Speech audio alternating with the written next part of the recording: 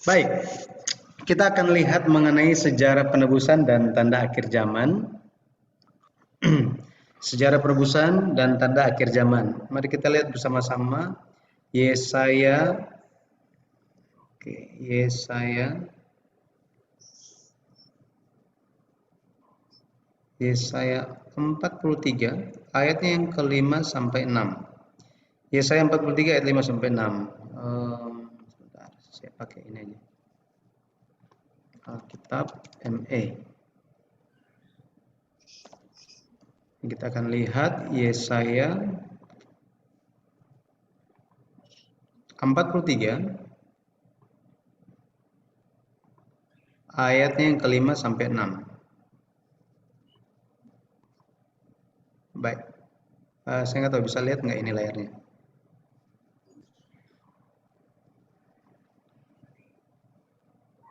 Ayatnya yang ke-5 dan yang ke-6.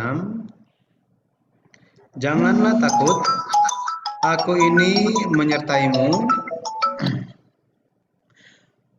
Janganlah takut sebab aku ini menyertai engkau. Aku akan mendatangkan anak cucumu dari timur, dan aku akan menghimpun engkau dari barat.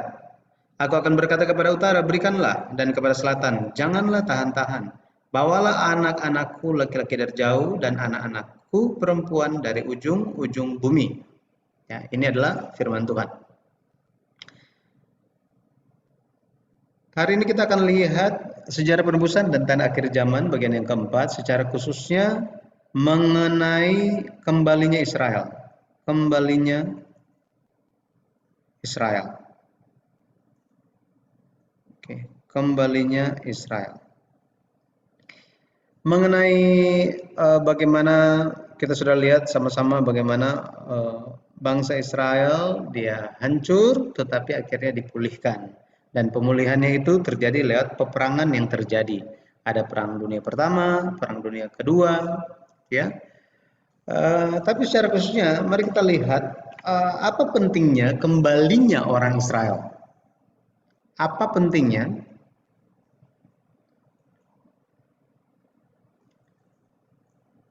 kembalinya Israel? Jadi orang Israel. Apa pentingnya? Kenapa orang Israel perlu kembali ke tanah mereka? Di dalam membangun sebuah negara itu dibutuhkan 3 hal. Yang pertama itu kita perlu tanah. Yang kedua harus ada rakyatnya, harus ada orang. Yang ketiga itu harus ada yang namanya kedaulatan. Kedaulatan atau namanya hukum, aturan. Jadi negara manapun harus ada 3 unsur ini: tanah, rakyat, dan kedaulatan. Jika tanahnya sudah ada, tetapi rakyatnya tidak ada, nah itu bukan sebuah negara. Di tahun 70, kalau kita lihat kembali pelajaran kita, tahun 70 AD atau Masehi, bangsa Israel kehilangan negara mereka. Dan baru pulih di tahun berapa? Di tahun, kalau kita lihat tanggal ini, 15 bulan 5 tahun 1948. Ini jangka waktu pemulihannya. Mereka kehilangan negara mereka dan dipulihkan kembali. Ini ada sekitar 1800-an tahun. Bayangkan, lama sekali ya. 1800-an tahun ini lama sekali. Lama sekali. Jadi meskipun tanahnya sudah dipulihkan, jika rakyat tidak ada, maka Israel bukanlah sebuah negara. Bukanlah sebuah negara. Maka setelah Israel merdeka, umat yang terserap mulai kembali. Sini kan Israel merdeka tahun 1948. Mereka mulai apa? Melihat kita sudah ada tanahnya, kita sudah merdeka, tapi rakyatnya bagaimana? Nah, kalau kita lihat setelah Israel merdeka, umat yang terserak mulai kembali. Jadi setelah merdeka, apa yang terjadi?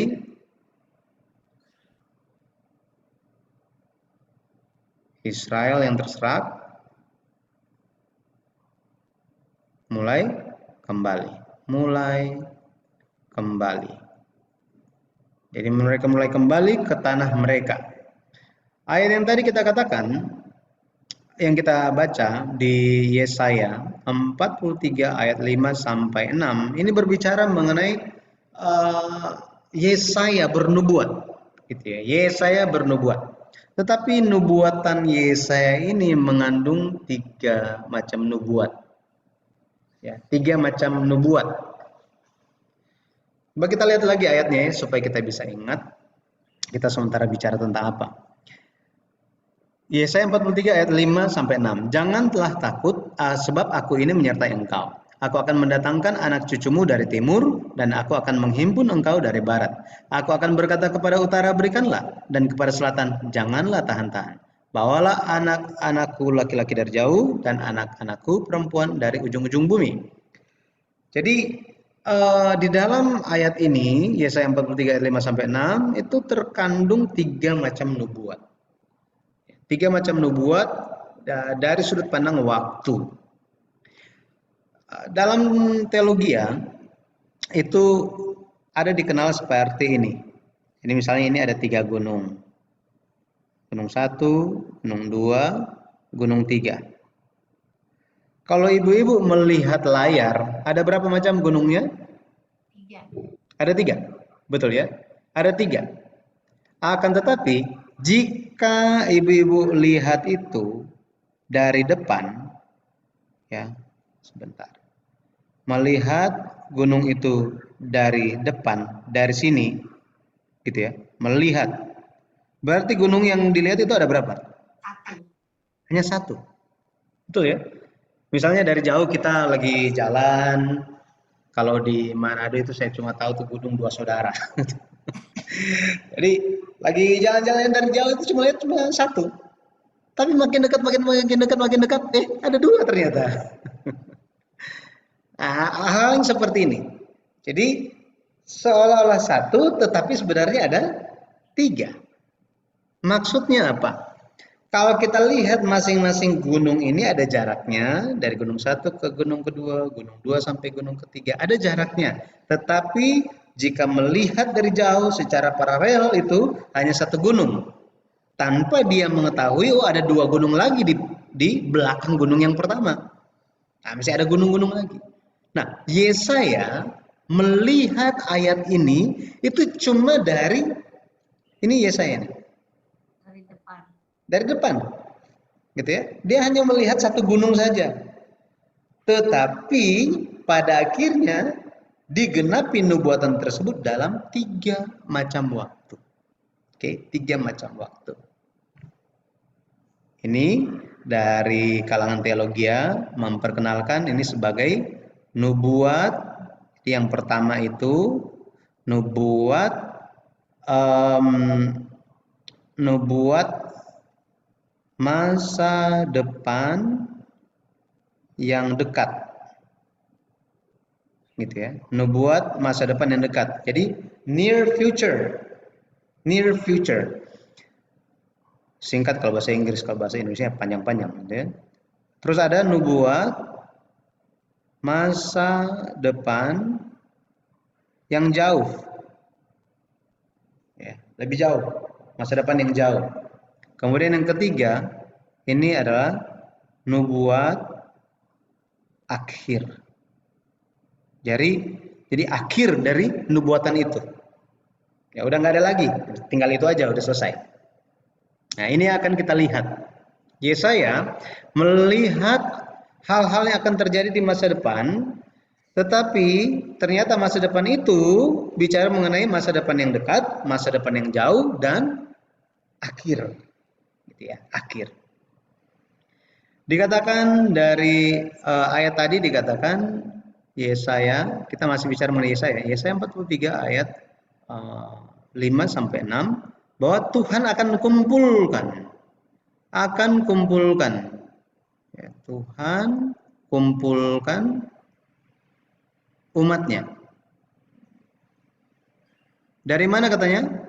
Dari barat, timur, kemudian utara, dan selatan. Dari seluruh penjuru bumi akan dikumpulkan. Nah, mari kita lihat yang pertama. Yang pertama kita akan lihat tentang nubuat masa depan yang dekat. Nubuat masa depan yang dekat.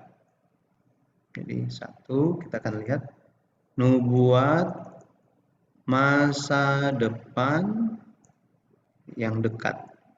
Nanti sambil kita belajar, kita akan lihat apa sih maksudnya gitu ya. Kenapa dikatakan sebagai masa depan yang dekat? Kalau kita lihat ini pada akhirnya berbicara tentang pemulangan dari Babel. Pemulangan dari Babel. Ibu-ibu kalau misalnya ada buku seri sejarah penebusan yang keempat, bagian akhirnya ini bicara tentang penawanan. Penawanan ke Babel. Jadi buku seri sejarah penebusan yang ditulis oleh Pendeta Abraham Park, founder gereja kami. Ini kemudian seri sejarah penebusan yang kelima ini bicara tentang pemulangan dari Babel. Jadi mereka akhirnya pulang, ya, kembali. Nubuat masa depan yang dekat ini bicara tentang orang Israel akan pulang dari Babel. Jika kita lihat pada zaman Yesaya, ketika Yesaya bernubuat hal ini, gitu ya, penawanan itu belum terjadi. Sekali lagi, ketika Yesaya bernubuat, penawanan belum terjadi, bahkan pemulangan pun belum terjadi. Jadi keadaannya seperti ini. Akan tetapi Yesaya 43 ayat 5 sampai 6 ini bicara mengenai janji Tuhan. Janji Tuhan. Lebih khususnya janji pemulihan yang berasal dari Tuhan. Ketika kita memperhatikan pelajaran ini, kita sementara melihat sejarah bangsa Israel, sejarah umat Tuhan. Tetapi pada akhirnya ini pun berbicara mengenai bagaimana kita dikumpulkan oleh Tuhan supaya kita bisa menggenapi janji Tuhan ini yang ada di Yesaya 43 ayat 5 sampai 6. Jadi tolong taruh itu di dalam pikiran kita ketika kita mempelajari hal ini. Okay. Nubuat masa depan. Di dalam sejarah kalau kita lihat, ini sedikit sejarahnya ya. Raja pertama Israel itu adalah Saul. Saul, kemudian setelah Saul itu ada Daud, setelah Daud itu ada Salomo. Mereka ini zaman tiga raja Israel ini kita sebut sebagai kerajaan Israel bersatu. The United Kingdom of Israel. Tetapi setelah Salomo ini terbagi dua. Terbagi dua menjadi Israel Utara, kemudian ada Yehuda Selatan. Oke, ini yang terjadi. Kalau kita lihat Israel Utara ini dihancurkan. Kapan dia dihancurkan? Ini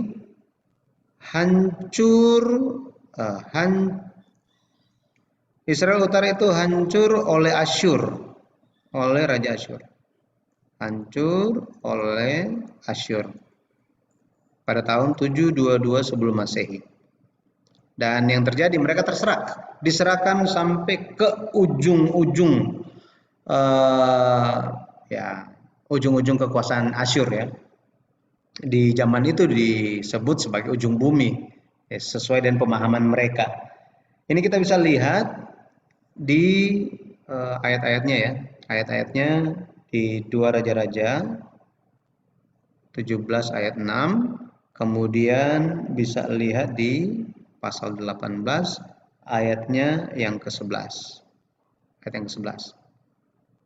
Coba kita baca gitu ya. Kita baca 2 Raja-Raja 17 ayat 6. 2 Raja-Raja 17 ayatnya yang ke-6. Ini screen-nya masih kelihatan ya? Ya, kita lihat. 2 Raja-Raja 17 ayat yang ke-6, dalam tahun ke-9 zaman Hosea maka Asyur merebut Samaria. Ini ada Raja Asyur. Ia mengangkut orang-orang Israel ke Asyur ke dalam pembuangan dan menyuruh mereka tinggal di Hala di tepi sungai Habor, yakni sungai negeri Gozan, dan di kota-kota orang Madai. Pasal 18 kita lihat. Pasal 18 ayat yang ke-11 dikatakan begini. Raja Asyur mengangkut orang Israel ke dalam pembuangan ke Asyur dan menempatkan mereka di Hala pada sungai Habor, yakni sungai negeri Gozan dan kota-kota orang Madai. Sama seperti ini. Oke, jadi karena mereka tidak mau mendengarkan suara Tuhan, mereka melanggar perjanjian Tuhan, mereka tidak mau melakukan, pada akhirnya mereka dihukum, dibuang. Ini yang terjadi kepada orang Israel Utara. Kemudian Yehuda Selatan, kalau kita lihat, Yehuda Selatan itu dia hancur oleh Babel pada tahun 586 sebelum Masehi. 586 sebelum Masehi. 2 Raja-Raja pasal 25, ini nanti bisa lihat ayatnya yang ke-11 sampai 12. 2 Raja-Raja, kita lihat 2 Raja-Raja 25. 2 Raja-Raja 25. 2 Raja-Raja 25 ayatnya yang ke-11 sampai 12 dikatakan begini.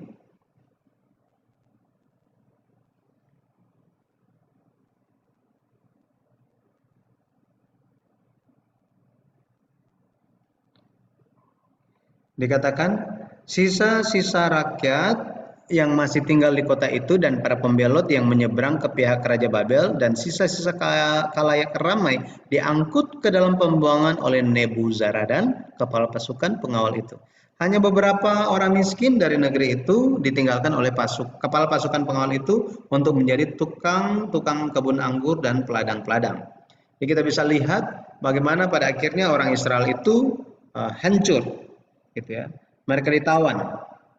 Jadi semua terjadi sesuai dengan apa yang Tuhan firmankan.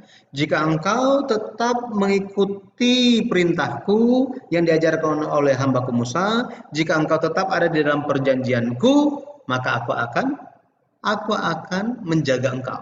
Tetapi ketika kamu tidak melakukannya, ketika kamu tidak mau mengikuti jalan-jalan Tuhan, kamu mau keluar dari perjanjianku, maka aku akan menyerahkan kamu. Jadi semua terjadi sesuai dengan firman Tuhan. Tapi Tuhan pun janji bahwa apa? Ketika waktunya tiba, Tuhan akan kembalikan mereka. Tuhan akan kembalikan mereka. Dan pada akhirnya Tuhan kumpulkan. Yesaya 11 ayat 11 katakan apa? Yesaya 11 ayat yang ke-11. Coba kita lihat. Yesaya 11 ayat yang ke-11. Yesaya 11 ayatnya yang ke-11. Di situ dikatakan pada waktu itu Tuhan akan mengangkat pula tangannya untuk menebus sisa-sisa umatnya yang tertinggal di Asyur, di Mesir, di Patros, di Ethiopia, dan di Elam, di Sinear, dan di Hamat, dan pulau-pulau di laut.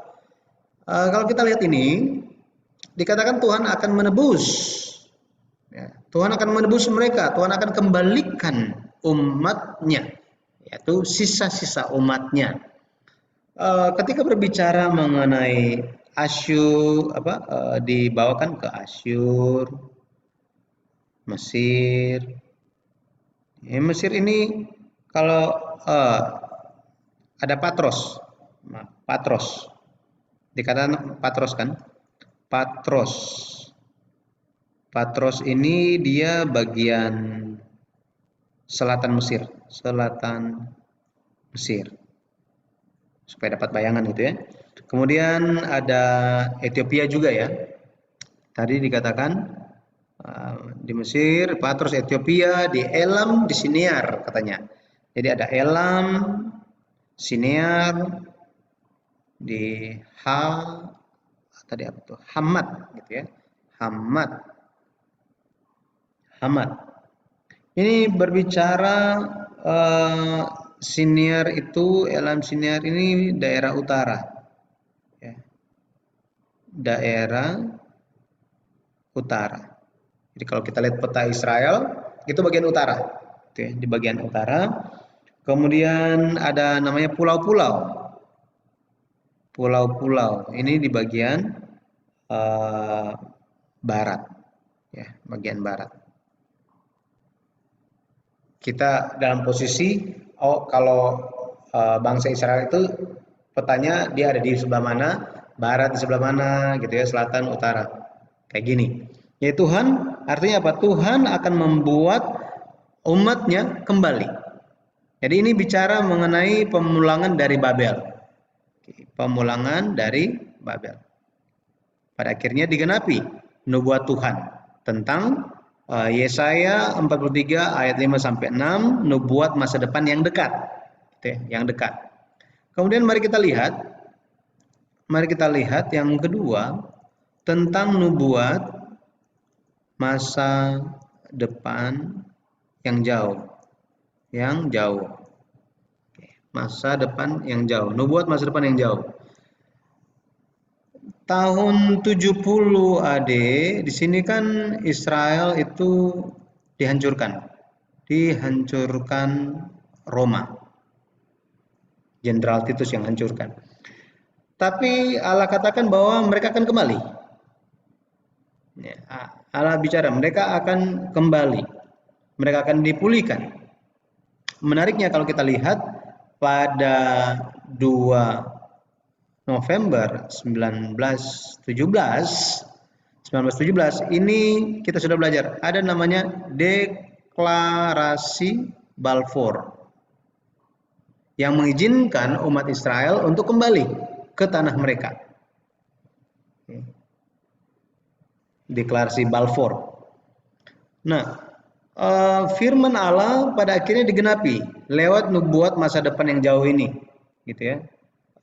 Sekali lagi, nubuat masa depan yang jauh dari Yesaya 43 ayat 5 sampai 6 digenapi. Digenapi lewat deklarasi Balfour.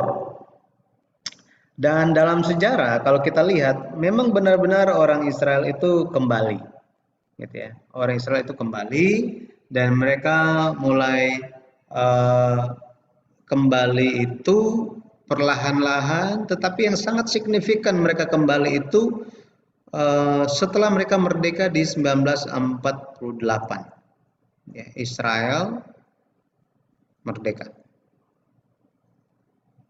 Kalau kita lihat sebenarnya di internet ada banyak data-data ini, tapi saya kasih perkiraannya, gitu ya.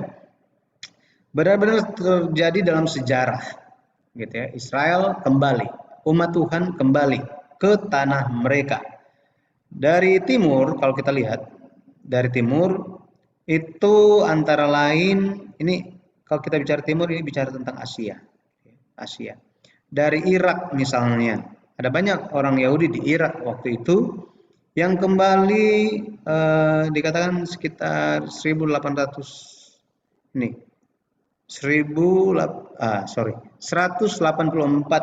orang. Ya, orang. Ini sekitar begitu gitu ya. Kemudian dikatakan dari Iran itu kembali itu sekitar 61.000. Dan ada juga yang dari India gitu ya, ada 20.000. Hal yang seperti ini. Ini semua terjadi pada tahun 1976. Tahun 1976. Jadi dari timur udah kembali, dari barat. Kalau kita lihat ini bicara mengenai Eropa, ada banyak. Betul ya? Ada banyak itu dari Jerman, Belanda, Switzerland, itu banyak sekali yang kembali. Kemudian dari selatan, ya, dari selatan umat Tuhan itu kembali, orang Yahudi itu kembali, itu dari Afrika, ya, dari Afrika mereka kembali Ingat Mesir itu termasuk Afrika. Mesir itu di benua Afrika. Ya. Dan yang kembali itu sekitar 414.000 orang. Ya, yang kembali. Jadi kita bisa lihat mereka kembali itu secara bertahap makin banyak dan makin banyak. Terjadi di 1980. 1980. Kemudian dari utara. Dari utara. Dari utara itu banyak dari Rusia. Dari Rusia. Bicara mengenai Uni Soviet waktu itu gitu ya. Uni Soviet. Soviet. Saya kira-kira ya kayak gini lah gitu ya. Atau Uni Soviet.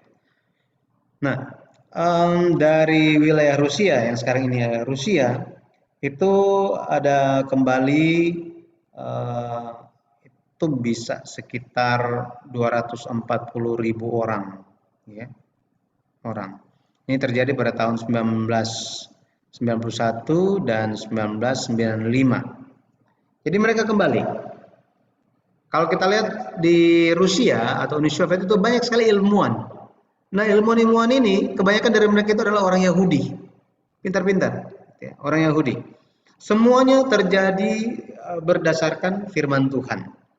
Kalau kita lihat di beberapa ayat di kitab Ulangan misalnya. Ulangan 30 ayat 3 sampai 4. Dikatakan apa di sini? Ulangan 30 ayat 3 sampai 4. Ulangan 30 ayat 3 sampai 4. Semuanya benar-benar terjadi sesuai dengan perintah Tuhan. Perintah Tuhan. Ulangan 30 ayat 3 sampai 4 dikatakan, "Maka Tuhan Allahmu akan memulihkan keadaanmu dan akan menyayangi engkau. Ia akan mengumpulkan engkau kembali dari segala bangsa kemana Tuhan Allahmu telah menyerahkan engkau. Sekalipun orang-orang yang terhalau daripadamu ada di ujung langit, dari sana pun Tuhan Allahmu akan mengumpulkan engkau kembali dan dari sana pun Ia akan mengambil engkau." Jadi luar biasa. Tuhan benar-benar menjangkau mereka. Sampai dikatakan apa? Mau dia ada di ujung langit sekalipun Tuhan akan jemput di sana. Tuhan akan ambil dari sana. Tuhan akan kumpulkan umatnya. Ini suatu hal yang luar biasa. Jadi dari kalau kita lihat dari secara lokasi Yerusalem misalnya gitu ya. Mau lihat paling ujung cuma kelihatan langit kan? Betul ya? Jadi Tuhan bilang apa? Di ujung langit itu, nah itu, yang paling jauh yang pernah engkau pikirkan. Jika kamu terserak sampai ke ujung sana yang sangat jauh, aku akan kumpulkan engkau. Seperti ini janji Tuhan. Yesaya 11 ayat 12 coba kita lihat. Yesaya 11 ayat 17 kita lihat. Yesaya 11 ayatnya yang ke-17. Dibilang begini, ayat yang ke-12. 11 ayat 12. Yesaya 11 ayat 12. Ia akan menaikkan suatu panji-panji bagi bangsa-bangsa, akan mengumpulkan orang-orang Israel yang terbuang, dan akan menghimpunkan orang-orang Yehuda yang terserak dari keempat penjuru bumi. Jadi bisa lihat di sini ya. Dari keempat penjuru bumi. Artinya dari timur, dari barat, dari selatan, dari utara. Tuhan akan mengumpulkan mereka. Jadi jika kita lihat sejak deklarasi Balfour itu di tahun 1917 sampai hari ini itu lebih dari 100 tahun. Dan umat Israel yang terkumpul itu luar biasa banyaknya. Ada jemaat kami, salah satu jemaat kami, dia dari keluarga Muslim, gitu ya, Muslim, Makassar Manado.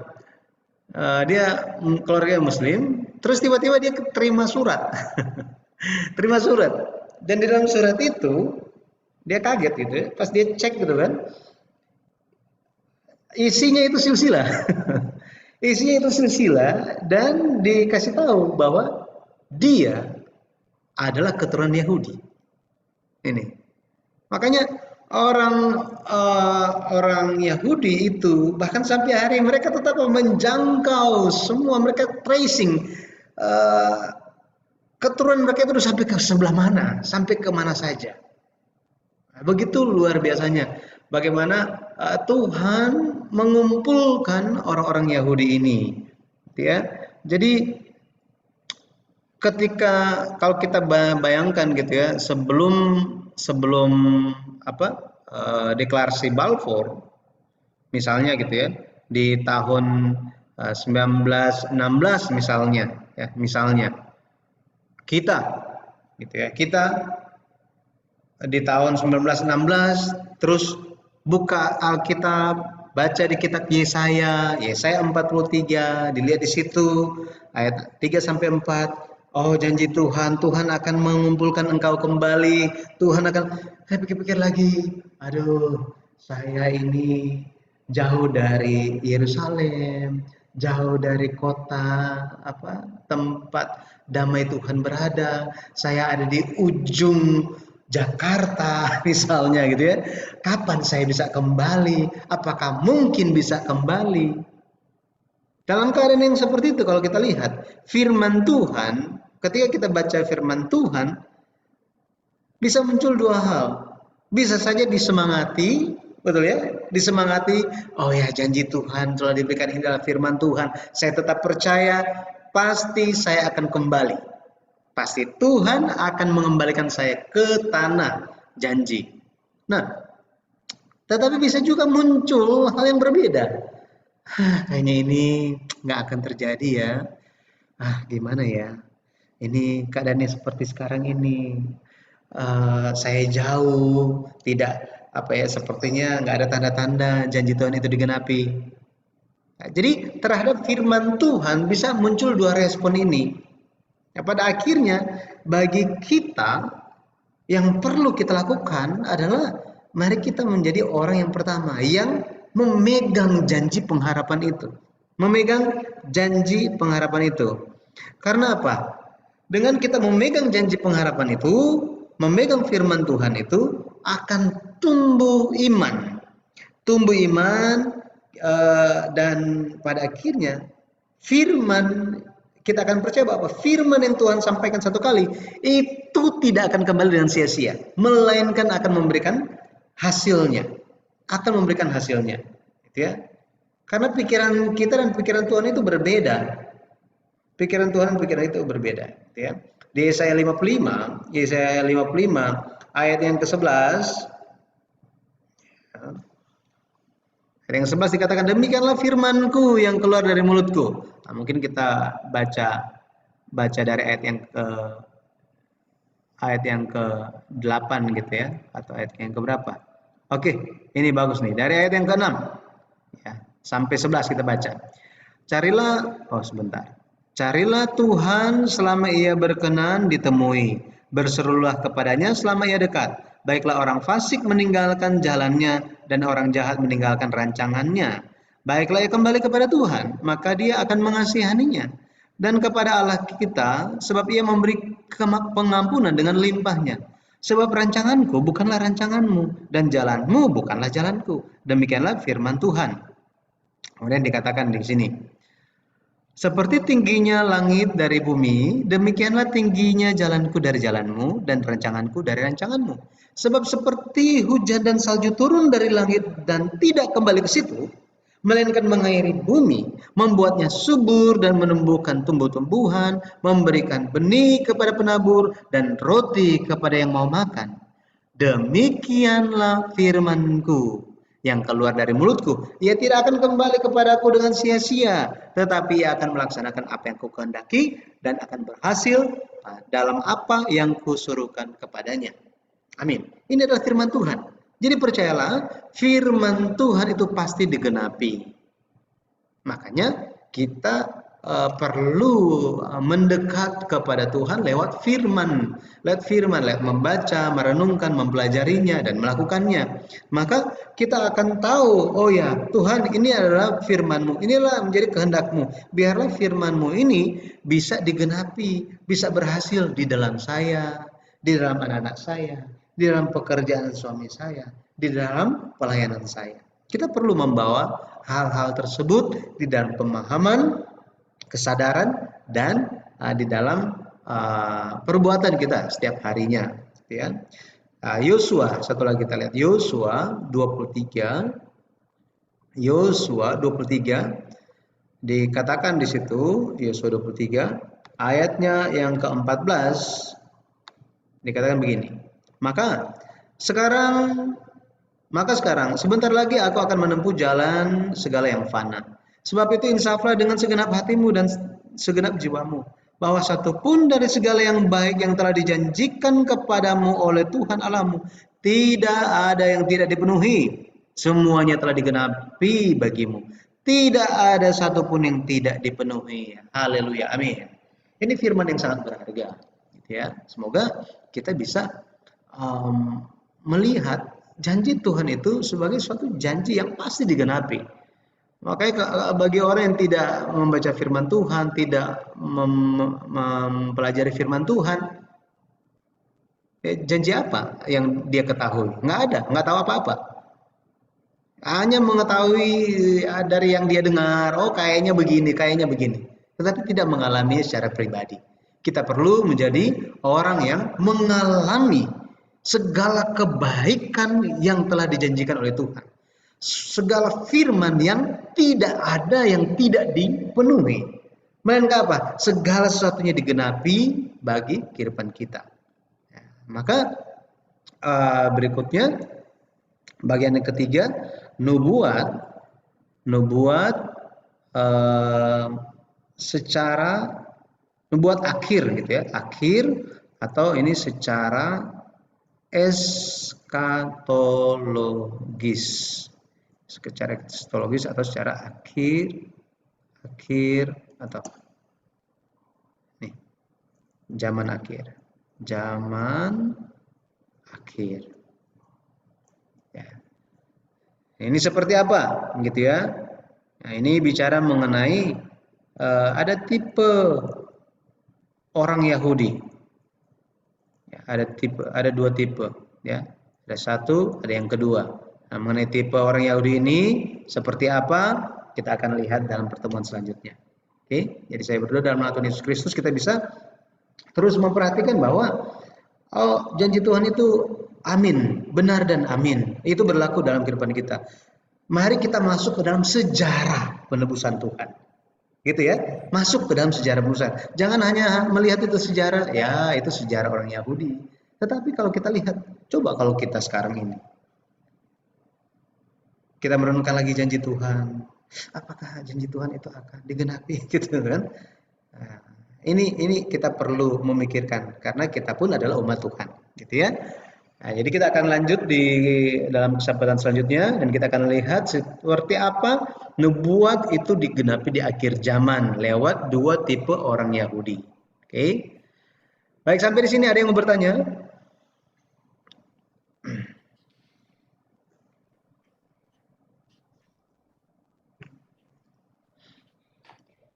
Tidak ada? Orang-orang yang kembali ke Israel sampai dengan sekarang, di situ ditampung dengan yang bagus ya Pak, dikasih fasilitas dan segala-galanya kan? Ya, dikasih tanah, dikasih penghidupan, dikasih pekerjaan, seperti itu. Cuma sekarang saya nggak tahu ya. Ibu-ibu yang pernah pergi ke sana mungkin bisa cek seperti apa. Tapi dapat email yang juga mereka ada satu organisasi yang juga minta sumbangan gitu untuk membantu orang-orang ini yang baliknya susah, jadi bisa mendapat ongkos perjalanan pulang. ya, jadi benar-benar mereka. Saya pernah lihat satu film tentang pembebasan orang Yahudi dari Ethiopia, gitu. Bukan Ethiopia, dari mana gitu ya. Jadi mereka melaksanakan pembebasan itu gitu kan. Terus saya juga lihat seperti apa orang Yahudi yang di Ethiopia ya, yang kembali dari beberapa negara Afrika yang kembali. Benar mereka cek semuanya, jadi daftar. Makanya silsilah itu sangat-sangat penting. Kalau kita hari ini yang terpenting apa? Kita mengenal silsilah Tuhan dan berusaha untuk masuk ke dalam silsilah Tuhan, gitu ya. Iya, terus temannya bagaimana tuh Pak yang dapat kabar dia ada keturunan Yahudi? Apakah dia menjadi Kristen atau pengikut dan balik akhirnya ke sana? Ya, jadi future wife-nya sekarang gitu ya. Jadi waktu itu saya nggak kenal dia, saya kenal dia, saya kenal, dikenalin oleh pacarnya, gitu, pacarnya ini berjemaat di kita, gitu, yang perempuan berjemaat di kita, terus akhirnya mereka menikah dan belajar Alkitab, akhirnya dia menjadi Kristen, percaya Yesus. Dia bilang ya saya sih nggak ada masalah mengenai Kristen, tetapi ada beberapa hal yang menjadi pertanyaan yang mengganjal hati saya. Jadi dia kasih pertanyaan dia. Jadi seharian dia bertanya itu kepada gembala sidang saya. Terus jadi saya di kantor saya cuma lihat aja. Oh halo gitu kan, dia masuk. Terus ngorong-ngorong tiba-tiba selesai, udah keluar, terus saya tanya, "Gimana? Udah beres?" Sudah clear. Oh, sudah clear. Kemudian mungkin beberapa bulan berikutnya dia dibaptis gitu. Seperti itu. Sekarang udah berkeluarga, udah 2 anaknya udah besar. Yang viral Seperti itu. kembalinya orang Jadi rekamannya belum di off.